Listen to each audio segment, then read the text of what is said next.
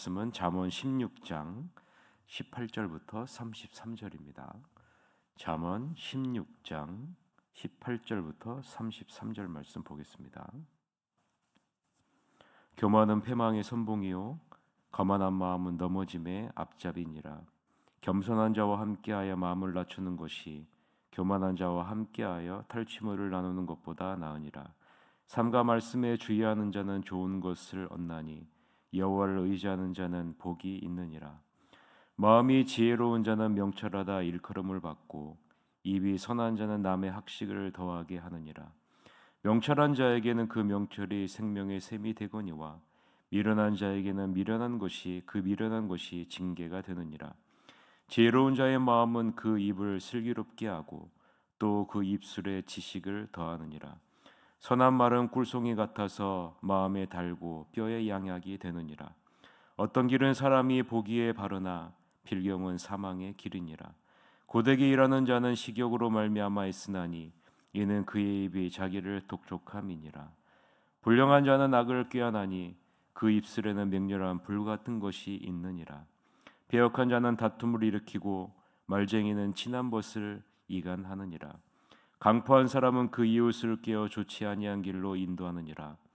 눈짓을 하는 자는 패역한 일을 도모하며 입술을 닫는 자는 악한 일을 이루느니라. 백발은 영화의 멸관이라 공의로운 길에서 얻으리라. 노하기를 더디하는 자는 용사보다 낫고 자기의 마음을 다스리는 자는 성을 빼앗는 자보다 나으니라. 제비는 사람이 뽑으나 모든 일을 작정하기는 여호와께 있느니라. 아멘. 오늘은 말씀에 주의하고 의지하는 자의 복된 삶, 말씀에 주의하고 의지하는 자의 복된 삶이라는 제목으로 하나님 말씀을 보고자 합니다. 오늘 본문을 보면서 두 가지가 계속적으로 비교되는 것을 우리가 볼 수가 있습니다. 첫 번째는 18절에서부터 19절에서 교만과 겸손한 자가 계속적으로 비교가 되죠. 교만과 거만한 마음을 함께 소개하고 있고요. 겸손과 마음을 낮추는 것과 함께 연결시키는 것을 우리가 볼 수 있습니다. 교만과 거만한 마음은 패망과 넘어짐의 선봉과 앞잡이라라고 말합니다. 잘 보면 교만과 거만한 마음을 하나로 연결시키고 있다라는 사실을 우리가 볼 수 있죠. 즉 교만은 거만한 마음, 즉 마음이 높아진 상태를 의미한다라는 것입니다. 다른 사람보다 자기 자신이 존귀한 사람이라고 생각하는 마음의 자세, 하나님의 말씀보다 자신의 생각과 판단이 더 옳다고 생각하는, 더 옳다고 주장하는 사람의 모습을 말합니다. 중요한 것은 패망의 선봉이요 넘어짐의 앞잡이라라는 말에서 선봉과 앞잡이라는 단어가 한글 성경에서는 다른 단어를 사용하고 있지만 히브리 원문에서는 동일한 단어를 사용하고 있다라는 말입니다. 동일한 단어가 뭐냐면요, 얼굴이라라는 파님이라는 단어를 동일하게 사용하고 있다는 겁니다. 자, 패망의 얼굴이 교만이고요, 넘어짐의 얼굴이 거만한 마음이다라는 말이에요. 다른 말로 하면 교만에는 반드시 멸망이 따르고 거만에는 반드시 파멸에 이르게 된다라는 그러한 말입니다. 자신의 행동의 기준을 하나님의 말씀에 두지 않고 자기 자신의 생각과 판단에 두는 교만한 자리에 이르게 되면 반드시 멸망에 이르게 된다라는 말입니다. 파멸에 이르게 된다는 말이죠.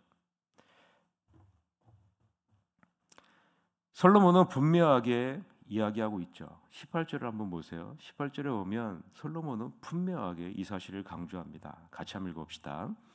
교만은 패망의 선봉이요 거만한 마음은 넘어짐의 앞잡이니라 라고 분명하게 말하고 있습니다. 사람의 외형적으로 드러나는 행동의 원인이 어디 있다라고 지금 말을 하고 있는 거냐면 내면의 상태에 있다라고 말하고 있는 거예요. 우리가 외형적으로 드러나는 모든 것이 다 우리 내면의 영적인 상태에서 비롯된다라고 지금 솔로몬이 강조하고 있는 겁니다. 여러분들도 이러한 분별력을 가지고 있어야 됩니다. 어떤 사람의 외형적으로 드러나는 행동이나 말이나 판단을 보면서 우리는 그 사람의 영적인 내면의 상태가 어떠한지를 봐야 되는 거예요. 그래서 좋은 점은 본받고요, 좋지 않은 점은 내 자신을 경계해야죠. 그 사람을 비난할 필요는 없는 거예요. 나 자신을 바라보는 게 지혜로운 자이기 때문입니다. 나의 영적인 내면 상태를 늘 하나님의 나의 영적인 내면 상태를 늘 하나님의 말씀으로 살펴보는 것이 중요하다라는 말이에요. 그리고 옆에 있는 다른 사람들을 통해서 내 자신을 살펴보는 것이 중요한 거죠. 내가 혹시 하나님의 말씀보다 내 생각과 판단을 앞세우고 있지는 않은가? 내 자신을 다른 사람보다 의롭다고 생각하고 있지는 않은가? 늘 내 자신을 돌아보아야 한다라는 말입니다. 그래서 다른 사람에게 충고하고 다른 사람을 판단하는 것은 신중하고 신중하게 해야 된다라는 말이에요. 왜냐하면 나의 신앙의 기준으로 다른 사람을 평가하고 판단하기가 너무너무나 쉽기 때문입니다. 교만한 자의 마음이 높은 사람이라면 겸손한 자는 뭐라고 얘기하고 있냐면 마음을 낮추는 자라고 말합니다. 마음을 낮추는 자의 모습이 어떻게 나타날까? 오늘 말씀을 보면 하나님의 말씀에 주의한다라고 말합니다. 그리고 여호와 하나님을 온전히 의지함으로 자기의 마음을 낮추는 자라라는 모습으로 나타나고 있다라고 말합니다. 자, 19절서부터 20절인데 같이 한번 읽어볼까요? 19절서부터 20절 같이 읽읍시다. 겸손한 자와 함께하여 마음을 낮추는 것이 교만한 자와 함께하여 탈취물을 나누는 것보다 나으니라.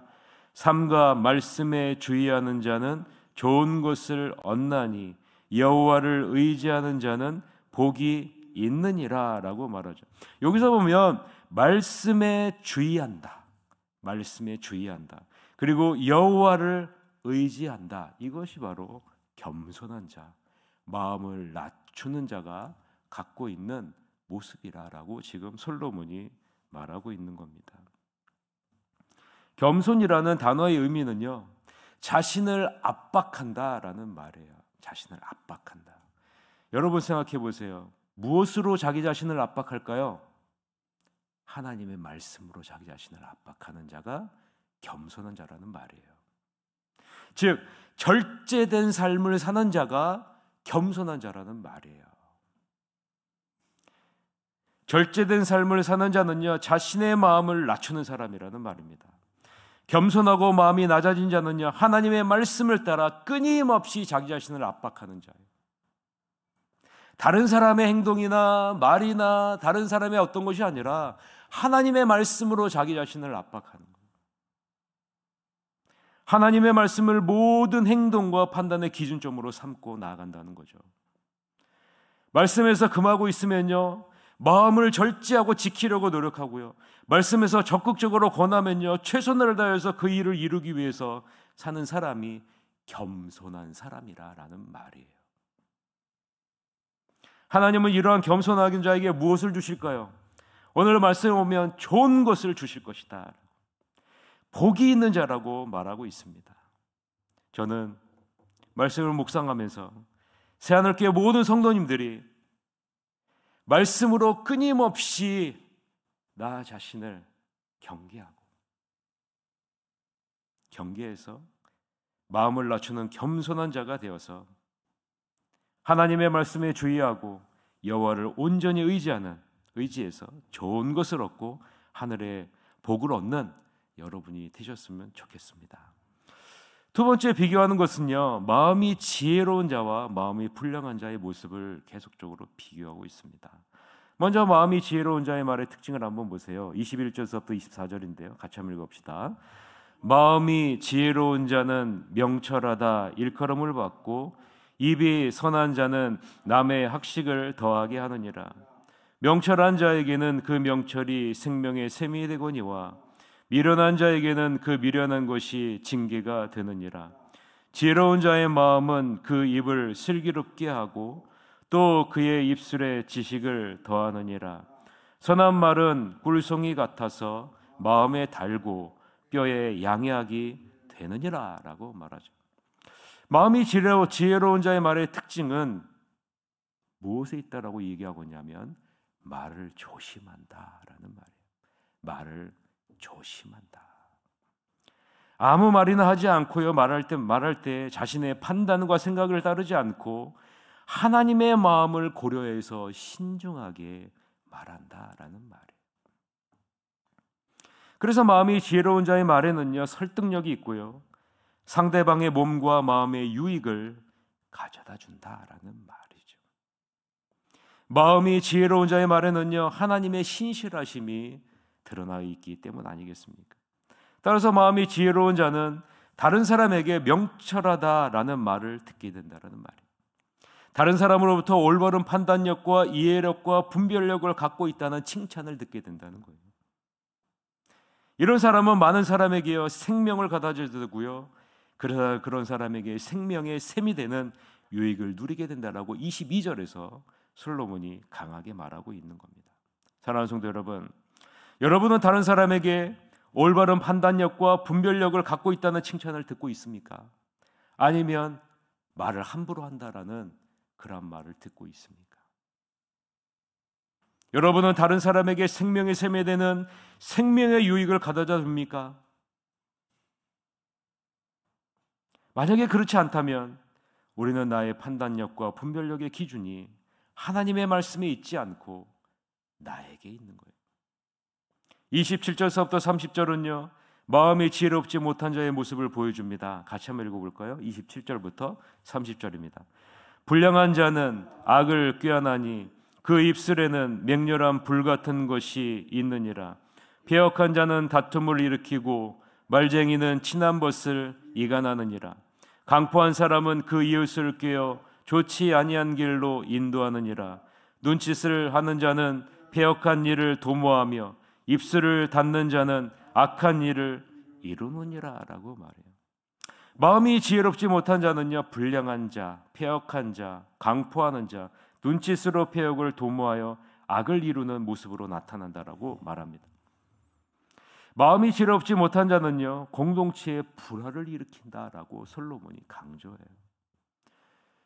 여러분, 공동체에 연합을 이루는 자인지 불화를 이루는 자인지, 그것은요, 마음의 문제에 있는 거예요. 마음이 지혜로운 자인가, 마음이 불량한 자인가. 마음이 지혜롭지 못한 자는 공동체에 불화를 일으킨다는 말이죠.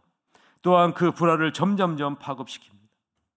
그리고 더 나아가 다른 사람을 범죄에 끌어들여요. 그리고 다른 사람들과 함께 범죄를 계획하고 이루는 자리로 나아가게 된다라는 말이에요. 사랑하는 성도 여러분, 이 모든 것이 무엇에서부터 시작한다라고 솔로몬이 말하고 있는지를 주목해서 보셔야 됩니다. 그것이 32절인데요. 굉장히 중요하죠. 같이 한번 읽어봅시다. 32절. 노하기를 더디하는 자는 용사보다 낫고 자기의 마음을 다스리는 자는 성을 빼앗는 자보다 나으니라. 여러분, 어디에 있어요? 자기의 마음을 다스리는 것에서부터 있다는 거예요.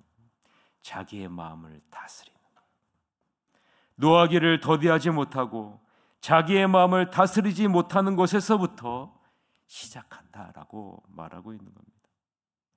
쉽게 얘기하자면 자기의 마음을 통제할 줄 알아야 한다라고 말하고 있는 거예요. 무엇으로요? 하나님의 말씀으로. 하나님의 말씀으로. 자기의 마음을 통제하지 못하면 교만한 자의 모습, 불량한 자의 모습, 패역한 자의 모습, 강포한 자의 모습, 눈짓을 하는 자의 모습을 나타낼 수밖에 없다라고 말하고 있는 거예요. 여러분, 그래서 우리가 날마다 하나님의 말씀 앞에 서지 않으면 안 되는 거예요. 하나님의 말씀으로 내 자신을 통제하기 위해서 통제하지 않으면 안 된다라는 거예요. 왜냐하면 하나님의 말씀으로 내 마음을 통제하지 않으면 끊임없이 내 안에 있는 내 자신의 기준과 내 자신의 생각과 분별력과 판단력이 기준이 될 수밖에 없기 때문입니다. 아무쪼록 우리의 마음은 끊임없는 전쟁터임을 잊지 마시길 바랍니다. 노하기를 더디하고 하나님의 말씀으로 내 마음을 끊임없이 다스리지 않으면 내 안에 있는 정욕을 이길 수 없고요, 믿음이 아니라 이 세상이 주장하는 삶을 살아갈 수밖에 없는 겁니다. 하나님의 말씀으로 여러분의 마음을 다스림으로 정욕을 이기고 믿음이 주장하는 생명의 샘이 되는 삶을 살아내시는 여러분이 되시기를 주님의 이름으로 간절히 축원합니다. 이 시간에 통성으로 기도합시다. 하나님의 주권을 믿고 노하기를 더디하고 마음을 다스려 성을 빼앗는 용사보다 나은 그리스도인의 삶을 살아낼 수 있도록 인도해 주옵소서. 생명의 샘이 되게 하시고 사람을 살리는 일에 쓰임받게 하여 주시옵소서라고 우리 다 같이 통성으로 기도하시러 가도록 하겠습니다. 기도하시겠습니다.